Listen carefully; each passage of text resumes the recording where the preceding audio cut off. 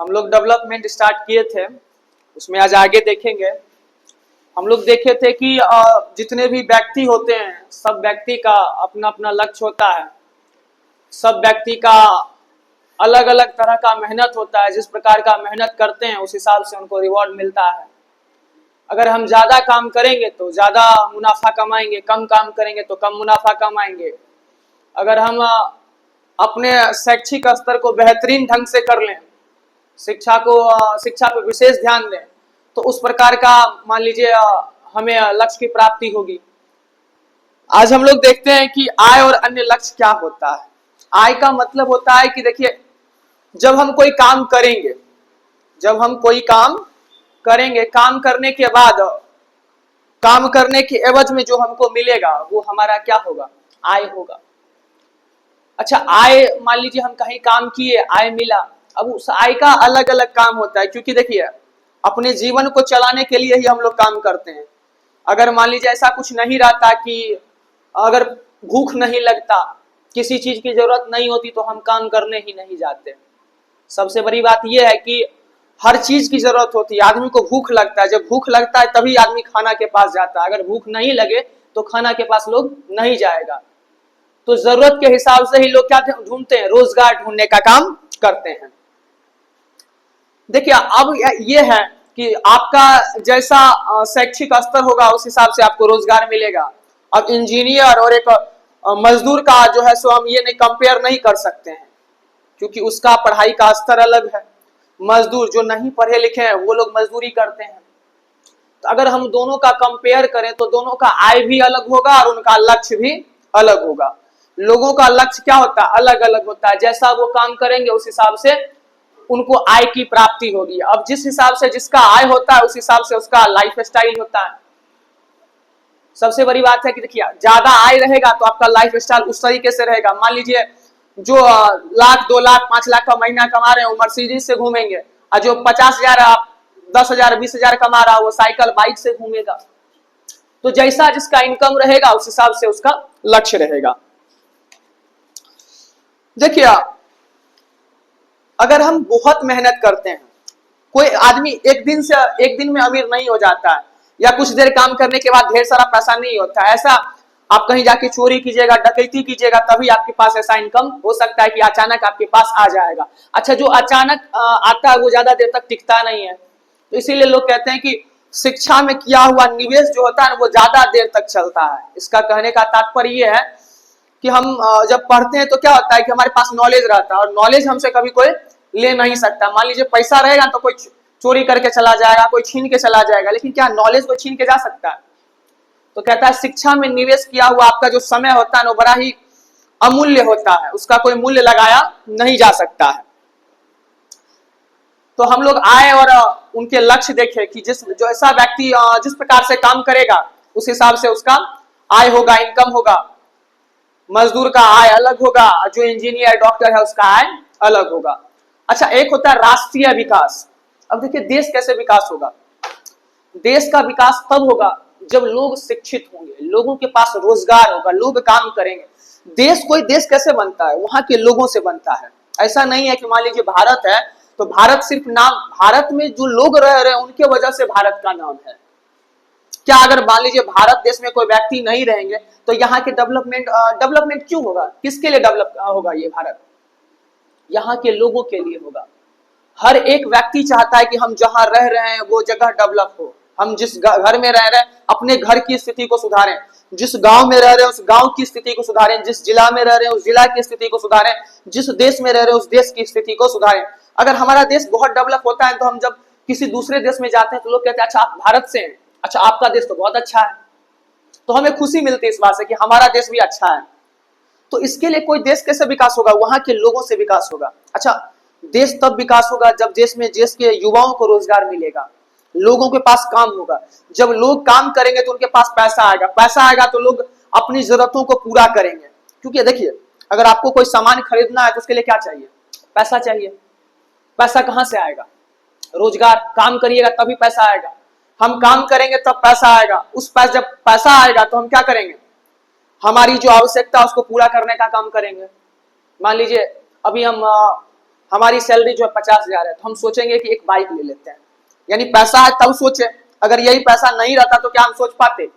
बिल्कुल नहीं सोच पाते। यानी पैसा आया तो हमारा दिमाग खुद ब खुद अलग अलग चीजों में लगने लगा कि हाँ अभी हम बाइक खरीद लेते हैं, अभी हम 4 व्हीलर ले लेते हैं, अभी हम कुछ और ले लेते हैं, अच्छा कुछ गिफ्ट ले लेते हैं, घर ले लेते हैं, जमीन ले लेते हैं। यानी पैसा आने के बाद ये सब चीजें आ रही। अगर पैसा नहीं रहेगा तब तो हम कुछ नहीं कर सकते हैं। इसी तरह देश का विकास होता है। देश का विकास देश के लोगों पर निर्भर करता है कि यहाँ के लोगों का इनकम क्या है, औसत आय क्या है, एवरेज इनकम क्या है। तो ये बात डिपेंड करेगी जीडीपी पे, इनकम पे। अब देखिए देश में जितनी आबादी है और जितनी जनसंख्या, जब हम क्या करते हैं, मतलब जितना आय है देश का उसमें आबादी से भाग दे देते हैं तो क्या निकल जाता है? औसत आय निकल जाता है। यानी यहाँ के औसत आय का मतलब होता है कि एवरेज व्यक्ति का क्या इनकम है, और अपने देश का एवरेज व्यक्ति का इनकम जो है बहुत कम है। इसलिए अभी भी हमारा देश विकसित नहीं कहलाता, हमारा देश क्या कहलाता है? विकासशील कहलाता है। यानी विकासशील देशों की स्थिति में अपना देश जो है वो सर्वोच्च स्थान पे है। ऐसा हम विकसित नहीं है, लेकिन विकासशील में हमारा स्थान शीर्ष पर है, क्योंकि हम प्रगति की ओर बढ़ रहे हैं, काम कर रहे हैं। लेकिन अभी भी हमारा काम का रफ्तार वो नहीं है। वो रफ्तार कब होगा? जब देश के युवाओं के पास रोजगार होगा। आबादी बहुत ज्यादा बढ़ाने से नहीं होता। हम ये मान के चलते हैं कि आबादी एक ताकत है, लेकिन उस ताकत का उपयोग भी तो होना चाहिए। परिवार में 10 व्यक्ति हैं, इसका मतलब ये नहीं है कि हम ये कह देंगे कि हाँ हम बाहुबल हैं। उस 10 व्यक्ति का उपयोग तो होना चाहिए, अलग अलग उनका काम तो होना चाहिए। अगर वो काम करेंगे तभी उनकी उपयोगिता सिद्ध होगी। अगर उनकी उपयोगिता सिद्ध नहीं हुई तो फिर ऐसे व्यक्ति का क्या फायदा, ऐसे पावर का क्या फायदा जब हम उसका उपयोग ही नहीं कर सके। तो राष्ट्रीय आय जो होता है वो प्रति व्यक्ति आय जो होता है, पर कैपिटा इनकम जो होता है, औसत आय जो होता है, इन चीजों पे डिपेंड करता है। ठीक है, चलिए आगे बढ़ते हैं हम लोग। अच्छा, हम क्या करते हैं कि अलग अलग देशों की तुलना करते हैं, अलग अलग देशों की तुलना करते हैं कि अच्छा अमेरिका का इनकम इतना है, भारत का इनकम इतना है। ये तुलना हम कैसे करते हैं? हम देखते हैं कि अमेरिका के प्रति व्यक्ति आय जो है कितना है। प्रति व्यक्ति आय का मतलब होता है एक व्यक्ति का आय मिनिमम जो है, औसत आय जो है क्या है। वहां के मान लीजिए अमेरिका के एक व्यक्ति जो है उनका औसत आय क्या है, एवरेज इनकम क्या है कि तो इससे ये पता चलता है कि अब भारत का एवरेज इनकम निकालें। भारत के व्यक्ति का प्रति व्यक्ति आय क्या है, अमेरिका के व्यक्ति का प्रति व्यक्ति आय क्या है। तो हम तुलना करते हैं तो पता चलता है अच्छा अमेरिका के व्यक्ति का ज्यादा प्रति व्यक्ति आय है, यानी वो ज्यादा कमा रहे हैं, इसलिए वो हमसे आगे हैं। अगर यही भारत के व्यक्ति का पर कैपिटा इनकम प्रति व्यक्ति आय ज्यादा रहता है तो हम क्या करते हैं, भारत के व्यक्ति जो है वो ज्यादा अमीर है, भारत जो है अमेरिका से ज्यादा डेवलप है। लेकिन ऐसा बिल्कुल नहीं है। अच्छा, हम ना कभी राज्य की भी तुलना करते हैं। अपने देश में देखो 28 राज्य हैं। अब देखो राज्यों में क्या है, कोई राज्य में ना ज्यादा उत्पादन हो रहा है। उत्पादन ज्यादा होने का रीजन ये है कि वहां पे ढेर सारी कंपनियां हैं, ढेर सारे रोजगार हैं, व्यवसाय के बहुत सारे अवसर हैं। अब ज्यादा अवसर होंगे तो स्वाभाविक बात है कि वहां इनकम ज्यादा होगा। किसी चीज का हम ज्यादा उत्पादन करेंगे तो फिर उसको बेचेंगे भी। उत्पादन करेंगे, उत्पादन करने में ज्यादा मजदूर की आवश्यकता होगी, फिर उसको बेचने में मजदूरों की आवश्यकता होगी, दुकानदारों की आवश्यकता होगी। तो क्या होगा कि अलग अलग जगह इनकम बट रहा है, अलग अलग जगहों से इनकम आ रहा है। बहुत सारे लोग इससे क्या पा रहे हैं, रोजगार पा रहे हैं। तो स्वाभाविक बात है, जैसे मान लीजिए कहा जाता है अपने देश की जो औद्योगिक नगरी है, मान लीजिए इंडस्ट्रियल कैपिटल जो है वो महाराष्ट्र को कहा जाता है। औद्योगिक नगरी जो है वो महाराष्ट्र को कहा जाता है। इसका मतलब ये है कि महाराष्ट्र में बहुत ज्यादा कंपनियां हैं। आपका बॉलीवुड कहाँ है, महाराष्ट्र में है। बहुत सारी कंपनियां कहाँ है, महाराष्ट्र में है। तो स्वाभाविक बात है जहां पे ज्यादा काम होगा, ज्यादा प्रोडक्शन होगा, ज्यादा सामान बनेगा, तो स्वाभाविक बात है वहां का इनकम क्या होगा, ज्यादा होगा। अब हम महाराष्ट्र का कंपेयर बिहार से करें तो ये गलत बात है ना।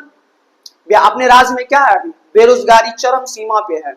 लोग यहाँ से पलायन कर रहे हैं। पलायन का मतलब समझते हैं, बिहार को छोड़ करके दूसरे जगह जाना, बिहार को छोड़ करके दूसरे राज्य जाना, इसका मतलब होता है पलायन करना। यानी बिहार को छोड़ करके लोग जा रहे हैं। क्यों जा रहे हैं, रोजगार नहीं मिल रहा है।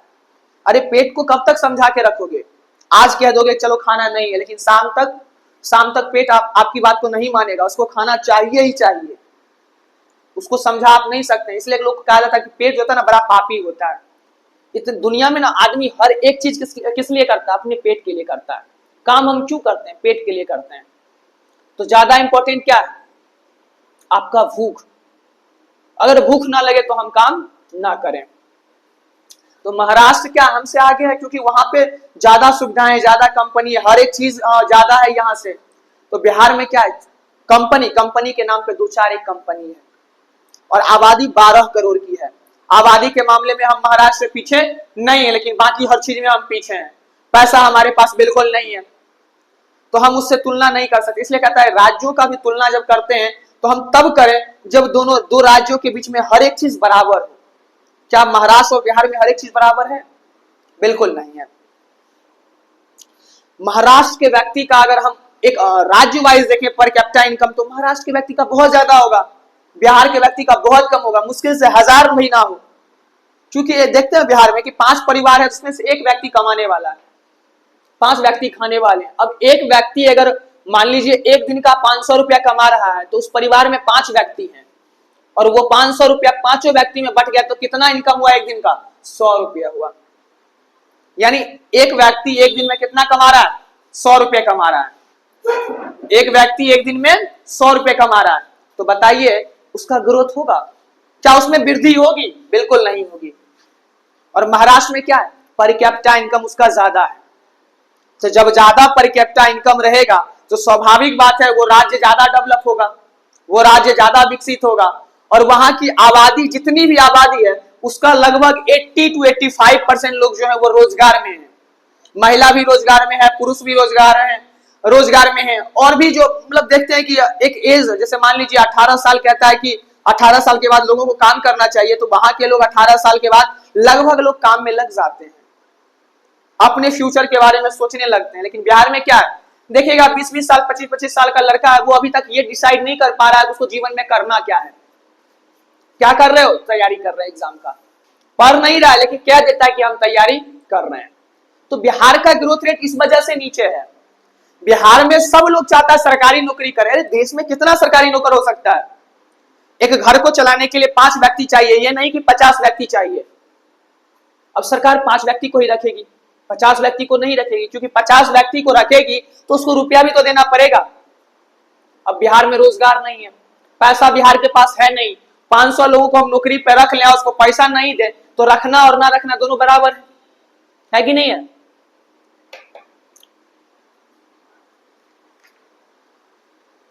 अब आय को मापने के लिए अलग अलग मापदंडों का प्रयोग किया जाता है।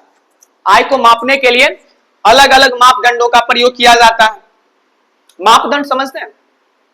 देखिए, आय को मापने के लिए हम जीडीपी देखते हैं, जीएनपी देखते हैं, एनएनपी देखते हैं, ठीक है।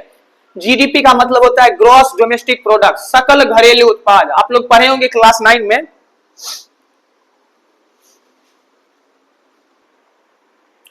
देखिए, जीडीपी का मतलब होता है ग्रॉस डोमेस्टिक प्रोडक्ट, यानी सकल घरेलू उत्पाद। जीडीपी आप लोग 9 में पढ़े होंगे, या 10 में भी जब स्टार्टिंग होगा तो कहीं ना कहीं आप लोग जीडीपी के बारे में सुने होंगे, या न्यूज में जरूर सुने होंगे। जीडीपी, अपने देश का जीडीपी बढ़ रहा है, जीडीपी घट रहा है।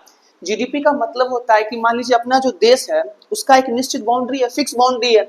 अपने देश के सीमा के अंदर एक साल के अंदर जितना भी हम वस्तु का निर्माण कर रहे हैं या जितना हम सेवा को दे रहे हैं, उसका जो बाजारिक मूल्य होगा, मार्केट वैल्यू होगा, वही क्या कहलाता है? जीडीपी कहलाता है। अब मान लीजिए जीडीपी ज्यादा रहेगा तो हम कहेंगे अपने देश का ग्रोथ रेट क्या है? ज्यादा है। अगर जीडीपी कम गया तो कहेंगे ग्रोथ रेट कम गया। जैसे कोरोना के समय में याद कीजिए, कह रहा हम लोग कहते थे कि न्यूज में, कहते नहीं थे, हम लोग सुनते थे न्यूज में कि अपने देश में ना इन्फ्लेशन आ रहा है, रिसेशन आ रहा है, अपने देश की जीडीपी जो है नीचे आ रहा है। इसका मतलब क्या था? कि वस्तु का उत्पादन रुक गया था, सेवाओं का उत्पादन रुक गया था। अब वस्तु ना बनेगा, सेवा का उत्पादन नहीं होगा। मान लीजिए जाइएगा, आप ट्रेन से नहीं जाइएगा, फ्लाइट में नहीं चढ़िएगा, किसी भी प्रकार का सेवा आप नहीं लीजिएगा तो आप पैसा भी नहीं दीजिएगा। अच्छा, दूसरा, वस्तु का उत्पादन कम हो गया, वस्तु आप खरीद नहीं रहे थे, क्योंकि कोरोना के टाइम में क्या था? लोगों के पास पैसा नहीं आ रहा था, काम नहीं कर रहे थे, पैसा नहीं आ रहा था, तो सामान भी लोग कम खरीद रहे थे, क्योंकि उनको ये डर था कि ये लॉकडाउन जो है, हम लोग का एक सबसे बड़ी अच्छी बात ये है कि कोरोना से पहले ना हम लॉकडाउन शब्द सुने भी नहीं थे। ये लॉकडाउन क्या होता है ये सुने भी नहीं थे। कोरोना हमको बहुत कुछ सिखा के गया। सबसे बड़ी बात सिखा के गया पेशेंस क्या होता है, सबसे बड़ी बात ये सिखाया कि पेशेंस होता क्या है।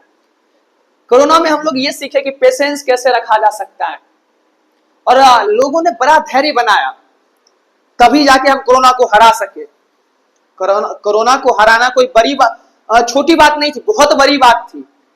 बहुत देश इसमें नाकाम साबित हो गए, लेकिन दुनिया का इकलौता ऐसा भारत देश है जो कोरोना में खुद भी सुरक्षित रहा और बाकी देशों को भी सुरक्षा प्रदान करने का काम किया, वैक्सीन देने का काम किया। ठीक है, तो आय के अलग अलग मापदंड है, जीडीपी हमने बताया। अब जीडीपी के हिसाब से ये बताया जाता है कि ग्रोथ रेट कैसा है, ज्यादा है, कम है। दूसरा जीएनपी देखा जाता है। इन सभी चीजों पे एक अलग से वीडियो बनाएंगे, ठीक है, उसमें अच्छे से इसको समझाया जाएगा। ठीक है, अभी हम लोग डेवलपमेंट देख रहे हैं, विकास देख रहे हैं, इसमें कुछ मापदंड को देख रहे हैं, पहला चैप्टर है। धीरे धीरे हम लोग आगे बढ़ेंगे। आज के क्लास में हम यहीं तक रखेंगे, अगले क्लास में हम आगे इसे कंटिन्यू करेंगे। ठीक है, धन्यवाद।